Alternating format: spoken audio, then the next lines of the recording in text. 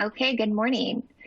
Good morning, afternoon, and maybe even good evening for some of you. We are going to go ahead and get started. Thank you for joining us for customizing workflows with the latest tools in Slack, a webinar dedicated to showing you a faster, smarter, more productive way of working with Workflow Builder by Slack. My name is Angela Kirchhoff, and I'm the product manager of Workflow Builder.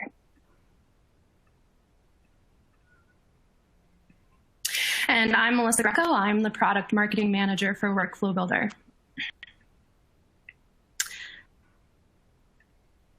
So just to cover a few housekeeping items today, we're going to be asking questions through the Q&A pod, and we'll be answering as many as we possibly can throughout the webinar, as well as saving some time at the end to go through some of your questions live. We'll also be recording this webinar. I know that question comes up pretty often, so you'll be able to access it after the fact. It will be emailed to you, and it will also be available at slack.com/resources under webinars. And lastly, check out the resources hub that you'll see, the little widget on your screen. There's additional information there, including a recent announcement from last week about the redesign of Slack. You'll see some screenshots throughout this presentation that might seem slightly unfamiliar to you, but don't worry, that version of Slack will be coming to you very soon if you don't have it already. So you can check out that article for more information. So some of the things we'll be going through today are an overview of Workflow Builder, some use cases that we've seen, as well as some customization, including a live demo step-by-step of how to actually build a workflow. And then we'll talk about what's coming next.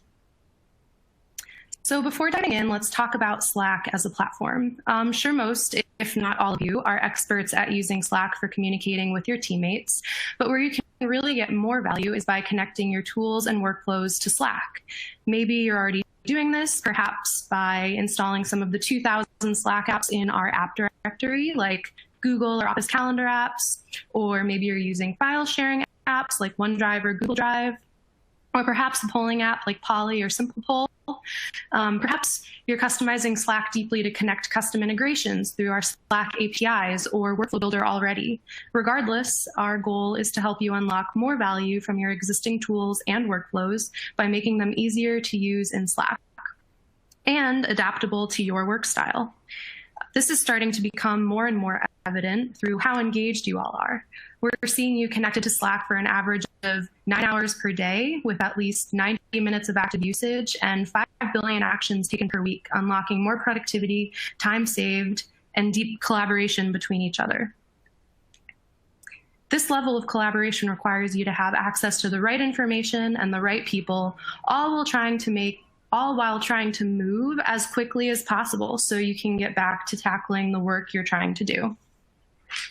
So out of curiosity, which of these is your biggest challenge? You should see a poll on your screen, and I'll give you a few moments to reply.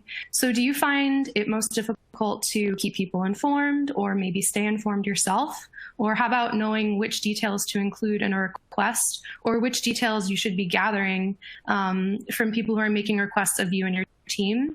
Or do you find it most challenging to get work done as fast as possible? Great. Thank you for those of you who voted. Now, all that context to say, this is why we created Workflow Builder. So you can customize Slack to fit the work you're trying to accomplish. So you can automate routine processes, those daily tasks or requests of your team. And the best part is that you don't need to know how to code. The goal is that this helps you and your team be more productive, so you can more easily coordinate with the right people to quickly accomplish your work and ensure that you have access to the information needed to get the job done, all in a way that's unique to your team's culture and process. Before we go any further, I want to make sure you all know how to access Workflow Builder. In Slack, click on the menu in the top left corner, select Tools from the drop-down menu, then Workflow Builder. You can see a screenshot here. As a reminder, this is a reflection of the new version of Slack that launched just last week and is incrementally rolling out. So if you're not seeing this view just yet on your workspace, don't worry, it's coming soon. You should still be able to access Workflow Builder by clicking into this same menu in the top left. Great. So once you click into Workflow Builder, that's when you can start creating workflows. Here's an example of what that experience looks like. But first, let's break down the different pieces that make up a workflow to help you get started. A workflow consists of a sequence of steps starting with a trigger, which is something you can customize to automatically kick off that workflow. This way, no one has to do anything to get things started. No need to rely on human error or user initiation. Let's take a look at the different triggers currently available in Workflow Builder. First is the Shortcuts button. This is the lightning bolt icon to the left of your message composer box in Slack. This button opens a menu of options, including any workflows specific to that channel. Again, please note that if the new version of Slack hasn't rolled out to your team yet, you'll most likely see a paperclip icon still, but very soon you will see that replaced with the lightning bolt icon, also known as the Shortcuts menu. Next, you can configure a workflow to start when someone new joins a channel. Maybe you'll want a welcome message to automatically be sent to them, prompting them to introduce themselves. Or maybe the message can share helpful channel context, like FAQs. We've seen this come in handy for automated onboarding. A workflow can also kick off when someone reacts to a message with a specific emoji. You can choose which emoji will trigger your workflow. For example, if you're publishing a newsletter and you're collecting potential content, you can react to a message that has good info to include in your newsletter. So that message automatically cross-posts to your specific newsletter channel. Maybe you use the newspaper emoji for that custom workflow. We've also seen this trigger come in handy in channels where people ask the same questions over and over again. You can set up a workflow that sends a canned response to the person asking the redundant question that points them to an FAQ, or maybe just saves you time from having to manually write the same response over and over again. These next two are new. A workflow can now start at a designated date and time in the future, and you can make it recurring too. This is helpful for things like quarterly feedback, weekly status updates, or daily team stand-ups. And last but not least, you can now trigger a workflow from an external tools notification in Slack, like a new incoming support ticket, incident, or tweet. So now that you've decided what will automatically trigger your workflow, you can choose what will happen next. You can either prompt someone to fill out a form or send someone a message. You can pull together a combination of these steps, as many as you'd like, actually up to 100 steps. For example, going back to our onboarding example from earlier, say a new person joins a channel which you've set as your trigger. Your workflow can then send them a message prompting them to fill out a form to tell everyone a bit about themselves, which then takes the answers from the form and formats them into a custom welcome message that posts back into channel, so the rest of the team can get to know them better from the start.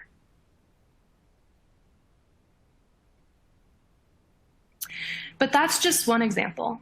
Here are some other ways people are already using Workflow Builder. We've seen lots of people using forms. Oops. We've seen lots of people using forms to, one second. Here we go. We've seen lots of people using forms to standardize request processes and to make sure relevant details are collected. We've also seen teams use forms to collect and post peer recognition. Scheduled triggers help teams remember to share status updates, and forms are also helpful for collecting feedback in a structured way. We actually have pre-built workflow templates for each of these that you can customize and publish in minutes. We'll get to that later. But first, a poll. Which use case is most applicable to you and your team? I'll give you all a few moments to submit your answers. And sorry about that. We were a little bit out of order there with the slides and the poll.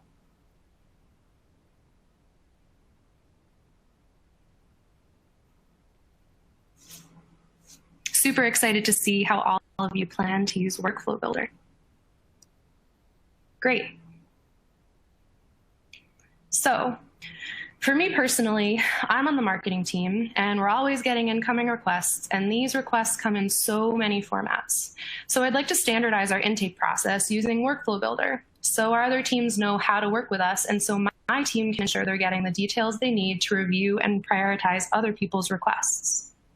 So, looking at our list of triggers, I'm not sure which I should use. I'm going to look at how other teams at Slack have implemented their request workflows. My peer over on the email marketing team already uses Workflow Builder for an intake request form. And he uses the shortcuts menu, which feels like the right trigger for me. So for those of you who don't have the new version of Slack, this is what you will eventually receive, this shortcuts menu next to the message composer there, the lightning bolt icon. So I'm going to use this because I think it works best. I'm going to make that selection in Workflow Builder. And the beauty of this trigger is that it will live in my team's channel. So people who go to that channel looking for our help will be able to easily see that a make a request workflow already exists, and they can just self-serve. Next, I need to decide which steps my workflow will guide my requesters through. And I think I'm going to take a hybrid approach here. First, I want a form to open and walk my requesters through an important set of questions, which you can see I've already designated here, to better understand and prioritize their request. Something I really like about this is that I can make sure all information I need is collected upfront, which will reduce any follow-up discussions or back and forth with the requester about collecting missing details. This is a huge time saver and helps me come to a decision about their request faster and service their request faster. Next, I'm going to take the form responses and post them into our team channel with a playful message that tags the requester and says we have a new request. This is helpful later so we can thread any discussion about the request in that message in Slack. Then I hit publish, and it instantly shows up in the shortcuts menu specific to my marketing team's channel. Like I said earlier, you don't have to start from scratch like I did in this example. We have 14 templates now and more coming, so you can select the use cases that work best for you, customize, and publish quickly. And to show you exactly how to do that, I'm going to turn it over to Angela. Hi, everybody. Again, my name is Angela, the product manager for Workflow Builder. And today I'm joining you from my home in Denver, Colorado. So Melissa just showed us a great example of building a workflow from scratch. And now I'm going to take you through the process of finding a workflow template in our gallery and tweaking it to fit your needs. But before we do that, I want to highlight some new templates in the gallery. In light of recent events, we've seen more engagement among teams in Slack as they're trying to stay connected while they're working from home. Workflows are a great tool to quickly stand up new processes to support team communication and coordination. You'll see that we've added new templates ready to use to help your team efficiently share status updates, approve requests, and even remind folks to get up and walk around as they're adjusting to this new remote work lifestyle. I know that I personally have been feeling a little disconnected now that everyone on my team is distributed, and I found that one thing that seems to be missing is the ability to get casual hallway feedback. So a meeting seems a little heavy-handed. I don't really want to take up the time on my colleagues' calendars. And so I'm looking for a way to get asynchronous feedback from them. So that's the workflow I'll be creating with you today. While I walk you through this demo, I'll be highlighting builder best practices that we recommend when making your workflows. And I'll share those again at the end, so no need to take notes throughout. I'm going to go ahead and switch to sharing my screen here.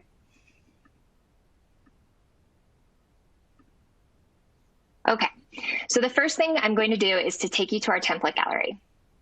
Right now, a full gallery of templates live on our marketing site.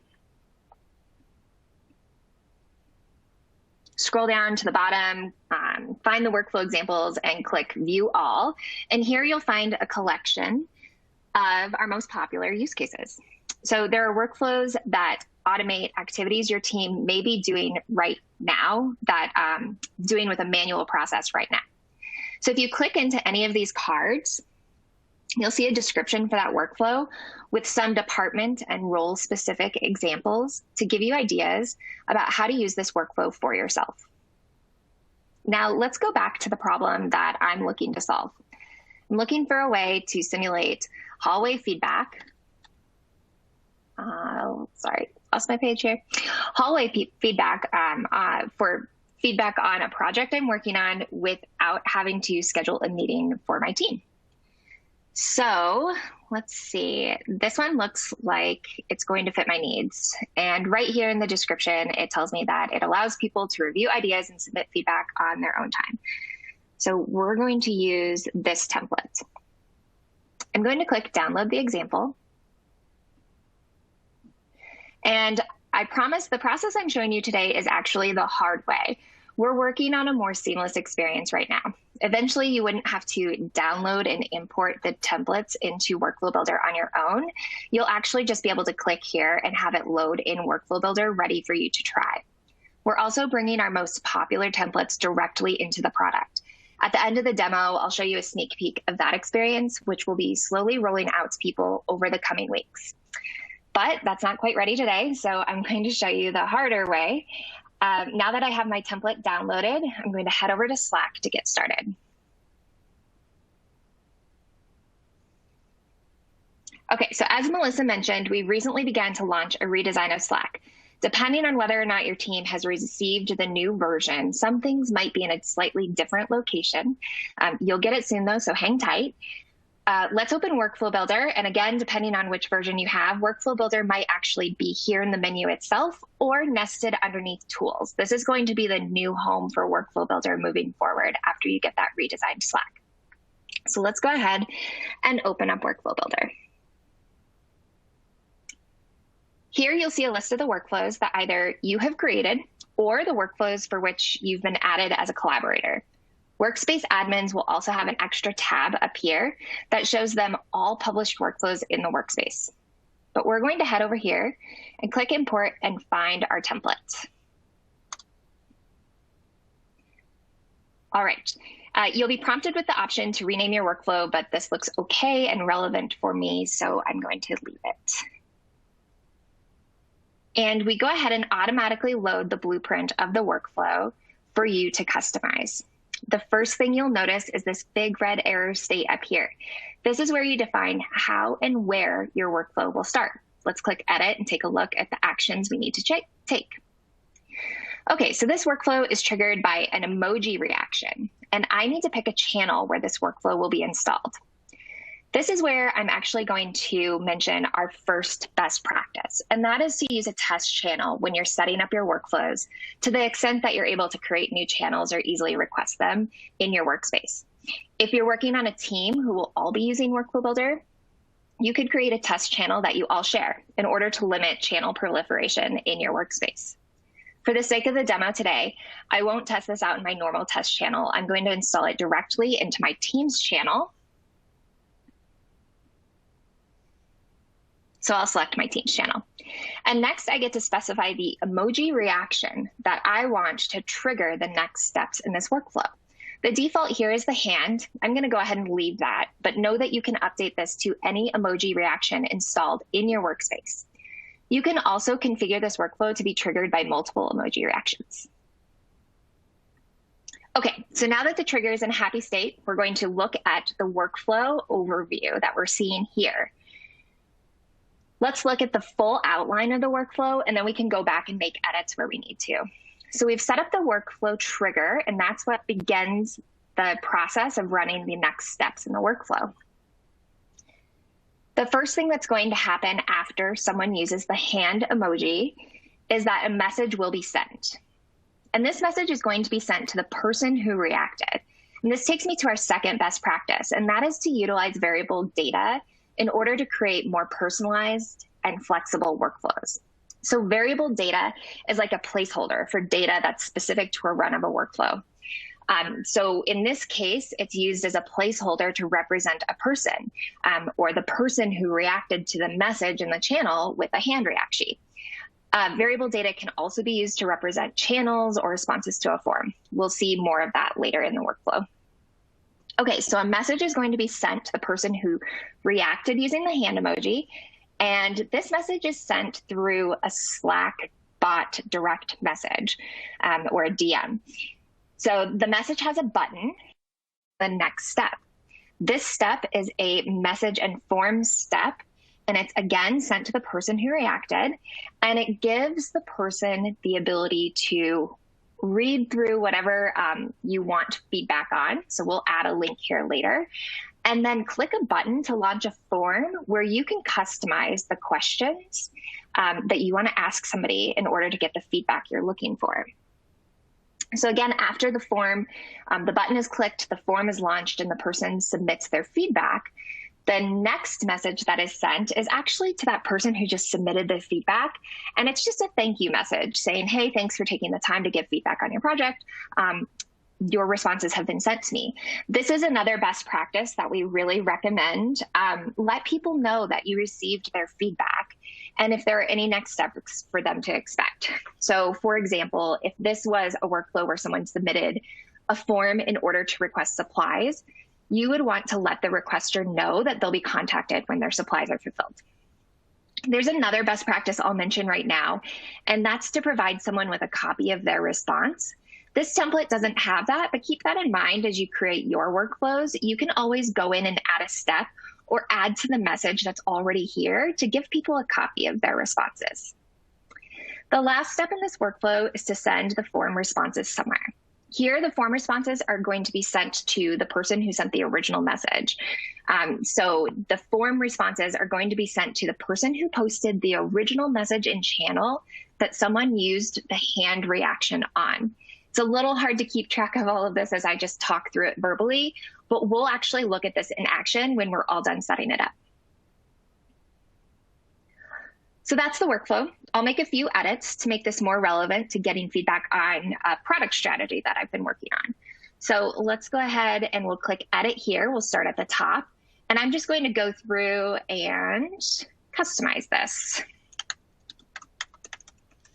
Let's see, this is definitely not going to take 10 minutes. We'll let people know it's only going to take 2 minutes. As you can see here, there's actually been some message formatting applied to this message, as well as the addition of an emoji. So we definitely recommend taking the time to format your messages. They're just easier to parse and read when there's a little bit of formatting.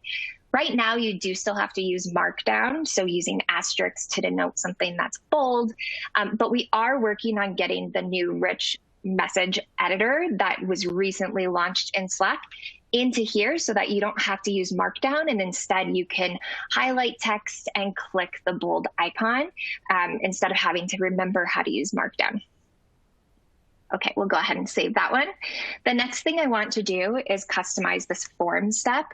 So I'm going to add a link in here to my project. Let's go ahead and just copy this. What I'm looking for is feedback on whether people prefer the strategy in slide A or slide B. This is a little bit of a silly example, but it's nice and quick. Okay. So the next thing I want to do is update the questions that I'll be asking people. Let's see, I actually probably don't need all of these, so I'm going to delete a couple of these questions. And then let's just say, which do you prefer, A or B? And we'll update this, any other feedback? Okay. All right, you'll notice down here at the bottom of a form step, you have the option to actually just send the responses directly to a channel or someone in a DM. And what we do when you select this is we just automatically take all of those responses and output them in a message. In this template, we actually have a separate step that's doing that, and I'll show you why. The reason we did that is so that you can apply additional formatting and you can kind of customize that message for how you want to look at it. But know that this is always an option. All right. So now that I've done that, you'll actually see that this last step is now in an error state. And the reason it is because I deleted 2 of the questions from this form up here, and I had been referencing the variable data or the responses to those questions in this step. So the next thing I'm going to do is just go in and delete the references to that variable data that's now missing. And let's go ahead and just update this to be relevant for the questions I asked. So which do you prefer, and other feedback. Okay, great. So that was the very last step for me to customize my workflow. The last thing I want to point out is you can update your avatar that's used for this workflow. This is just our default avatar, but in order to make the avatar feel a little bit more customized to your use case, you can always upload your own icon here. You do need to pick an image that's square and 512 pixels or larger. And then when that's saved, the last thing to do is publish the workflow. All right, so my workflow is ready to use. Let's open Slack. And it takes me right here to my team channel, and it gives a notification to my team that I've installed a workflow here in this channel. Now, let's go ahead and post a message to my team asking them for feedback on my project. Copied this out so you don't have to bear with me while I'm typing.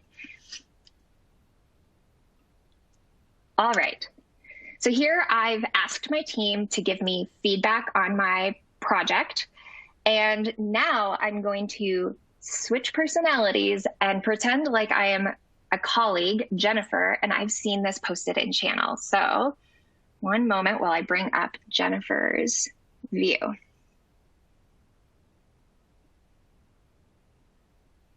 Okay, so Jennifer sees a new notification in her team channel, and it's a request for feedback. Jennifer decides she's got the time right now and can go ahead and volunteer to give feedback using that emoji reaction. Now, when Jennifer uses the hand emoji reaction, it triggers the start of the workflow, and the workflow sends her a message through Slackbot. And as a reminder, this workflow starts with this message. Jennifer clicks the button to say that she's actually ready to review right now. She gets the next message where she could click on the link, review the project, and then submit her feedback. And that's it. In just a few minutes, Jennifer was able to give important feedback to Angela without having to sit through a meeting. So as the very last step today, we're going to actually head back over to my account so we can see what it looks like when I receive Jennifer's completed feedback.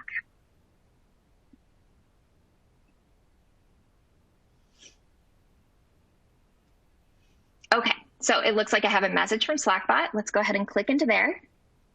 And here it is, the feedback directly from my workflow, letting me know what Jennifer thinks about my product strategy.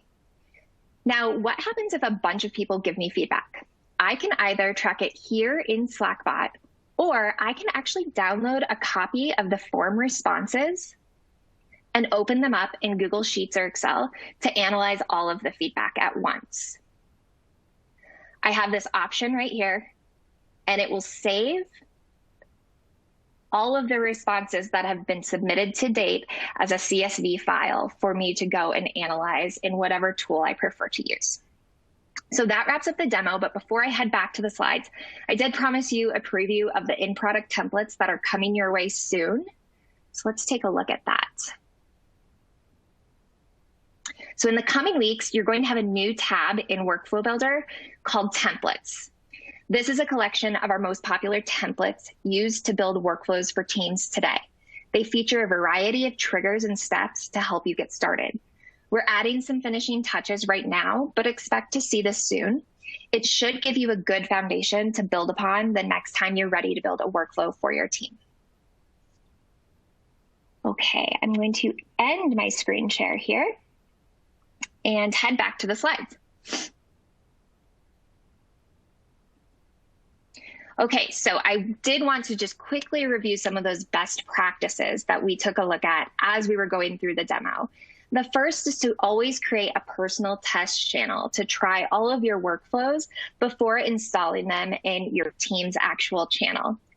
The second, update your avatar so you can really customize your workflow with a unique icon. The third, use variable data to help personalize the messages and create more flexible workflows. The fourth point here is adding a confirmation message for request workflows. So let people know that you received their form and tell them what to expect, what will happen next. And then the last point is to send people a copy of their responses. And this is especially important if they filled out a really long form with vital information. Maybe it's an RSVP and they need to go back and reference it. It's always a good idea to send them a copy of their responses. Okay, now I mentioned a few upcoming features earlier, like the in-product templates, the templates that are easier to install directly from our marketing site, and the improved message formatting editor. All of those are coming soon. I also wanted to talk about 2 additional bigger features that you can look forward to seeing. One of the most popular requests has been the ability to connect Workflow Builder to your third-party services and applications. We're excited to let you know that the ability to add steps from apps is coming soon. When you have steps from apps, you can actually do things like send the form responses into Google spreadsheets and update those rows as new data comes in. We're also working on bringing more insights about the workflow's activity to you as the workflow creator. So you'll be able to see details about each run of the workflow, and it will help you debug if you ever have errors in your workflow that you need to figure out how to fix. And finally, we're looking to expand the use cases that we serve natively, like the ability to create simple approval workflows, better daily stand-ups, and more delightful onboarding. Okay, now we have a poll for you. Which features are you most excited about? The steps from apps, activity reporting, or more workflows that solve specific use cases? I'll give you a couple of minutes to let us know what you're looking forward to.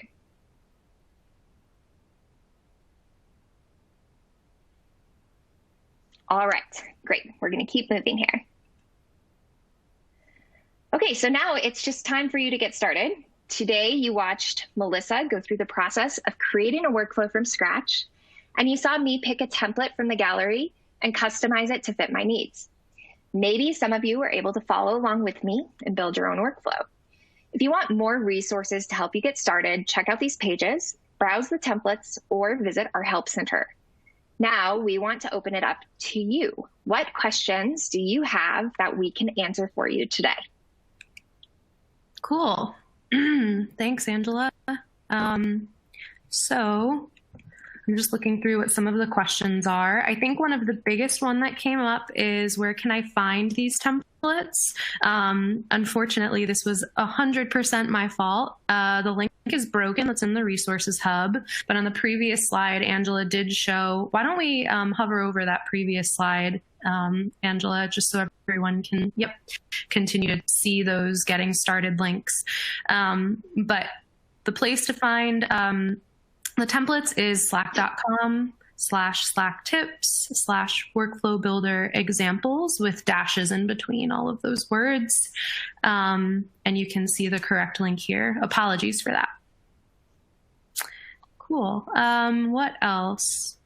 Angela, is there reporting on requests? We were thinking about using an incident management app, but this seems like it could serve our needs. Yeah, that's a great question.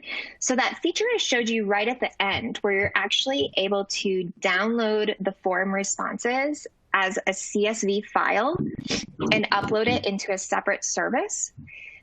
This is the way to do any of your analysis and reporting. So you could take all of that data and understand more details about the incident, especially if you're seeing any themes in the different incidents that you are addressing. One other thing that I have seen someone do, and this is a pretty cool workaround, it's a little advanced, but you could take the responses to a form and output them into a channel, and then use a product like Zapier to listen to that channel and grab that information and put it into a Google spreadsheet. And then you can continue to use some of the zaps provided by Zapier to calculate things that are in the spreadsheet. So the customer that I saw use this workaround was using it for incidents. And in the form, he had people provide the start time of the outage and the end time of the outage, output all of those responses into a channel, and use the Zap to take those responses, populate a Google spreadsheet, and then calculate the time difference. And so what he was able to do was figure out the average amount of time of an outage that someone reported through the incident in Slack. And the biggest benefit for him, and why it was still worthwhile to go through all those extra steps, is that when they used a previous service, no one was reporting their outages because they had to actually leave Slack. And so he found when he switched to using Workflow Builder, people were more likely to report because they were able to initiate that report right there from the shortcuts button within Slack.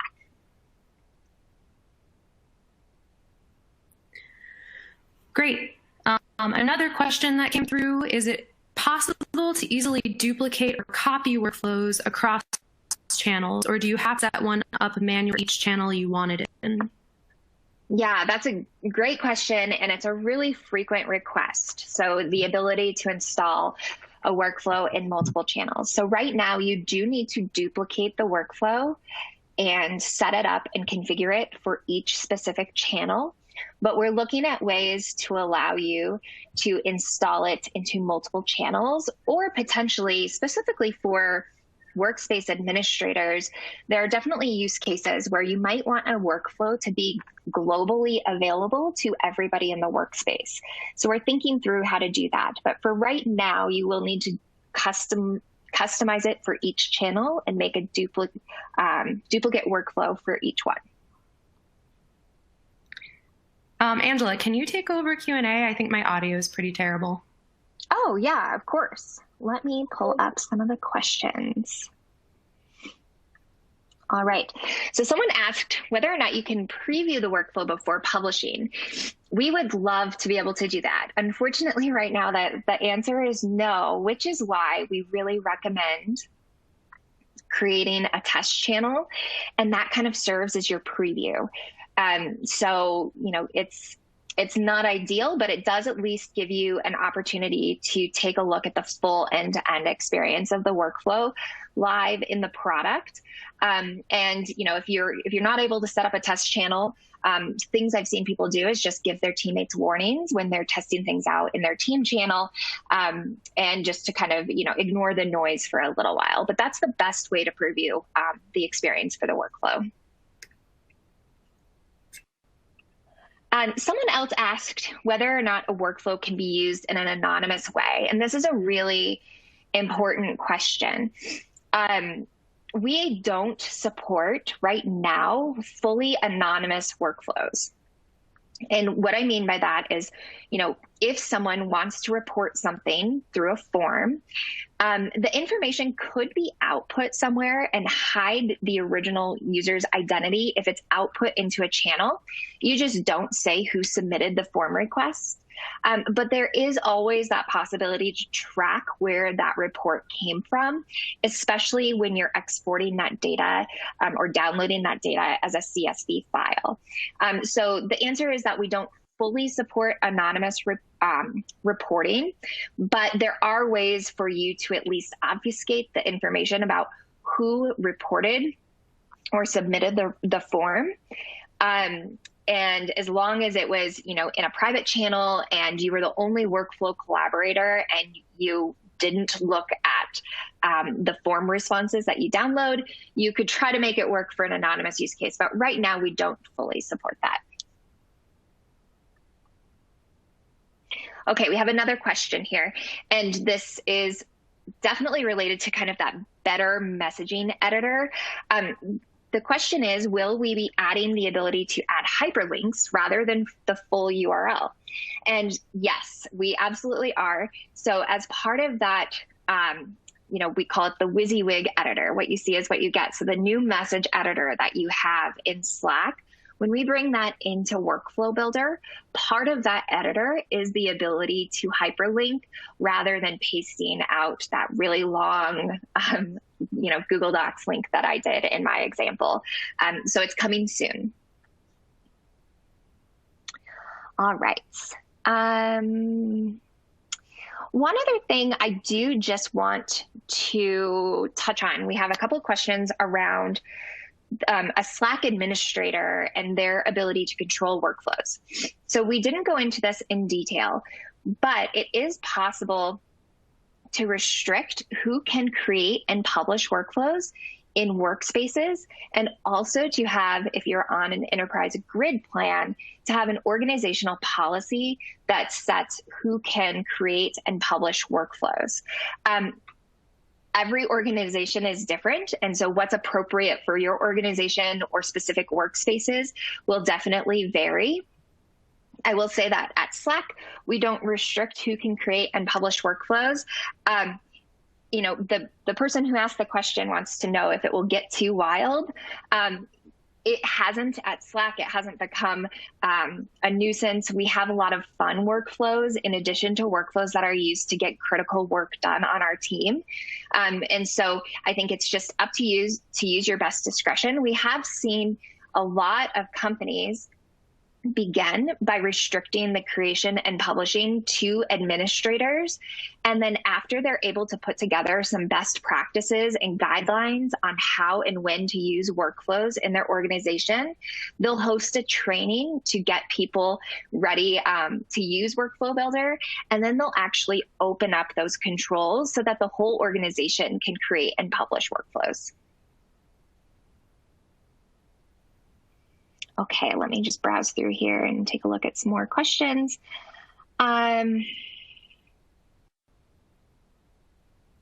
We have a great question kind of related to that last one. If there is a rule of thumb on what team size is best suitable for workflows? And that's a great question. Part of why we actually created a bunch of the triggers, you'll notice that the triggers available in Workflow Builder mostly require you to configure the trigger to run in a specific channel. Part of the reason we did that is specifically to kind of avoid that concern of too much noise in an organization. And so by limiting the trigger per channel, you're sort of ensuring that you won't get overwhelmed by too many workflows that are generating content. We've also seen that, even though people will automate a bunch of their work, there's still a ton of organic channel content that's happening.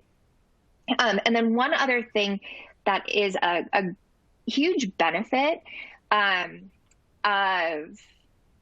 even just like gathering data in through a workflow through one of those forms and then outputting it into a channel from a workflow generated message is actually just, the uniformity of the messages that you can output.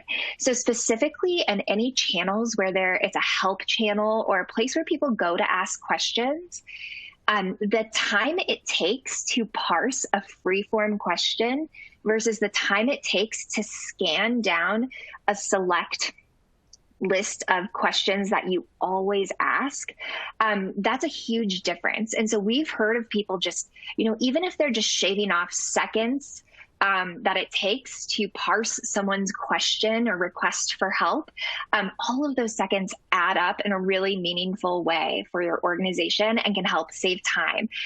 So back to the question of, is there a rule of thumb of what team size is best suitable for workflows? It really works for teams of all sizes. Any information that's getting put into a channel can at the very least be, formatted and output into a channel in a really consistent way that makes it easier for you to parse through that information.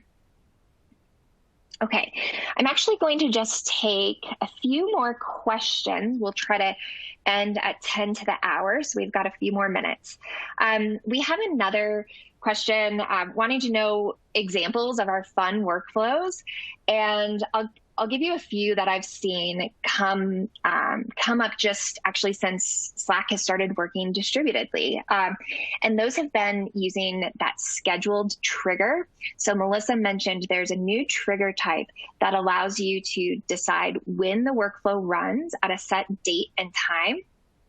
And so we've seen a lot of teams using that scheduled trigger as a way to initiate conversation in channel to keep people connected. So my team has a different trigger for every day of the week. And there are a bunch of fun, different questions that we can answer. Some of them are work related, like what's something you're looking forward to, or what's a project that you completed that you're really proud of. And some of them are not. So some of them are, share a photo of what you did last night, or, what are you going to do to get out of your house today and get some fresh air?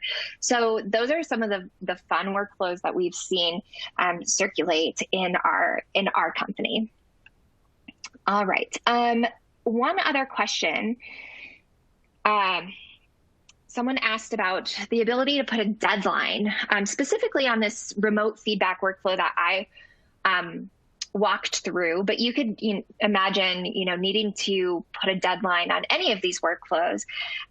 So receiving feedback being time sensitive, I would say that's all in how you communicate, the social contract when you're setting up the expectations to give feedback. So the one that I did was very much like whenever anybody has time to give feedback, you could also create a workflow that is really timely and say in that first message, I need feedback in the next 3 hours.